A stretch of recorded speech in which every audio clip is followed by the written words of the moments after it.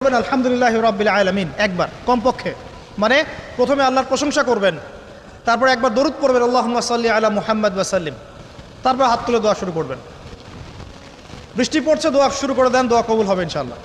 আজান দিয়েছে, আজান এবং একামতের মাঝখানের সময়টা আছে, এই সময়টা কাজে লাগান, দোয়া কবুল হবে ইনশাআল্লাহ।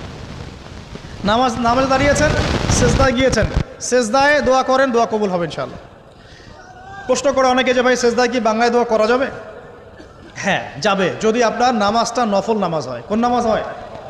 ফরজ নামাজে করবেন না, নফল নামাজে করতে পারেন ইনশাআল্লাহ।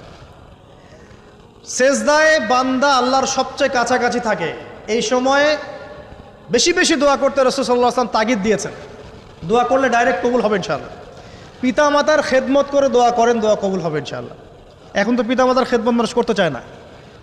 এটা সেই যুগ যে যুগে পিতা মাতার সাথে দাস দাসীর মতো আচরণ করা হয়।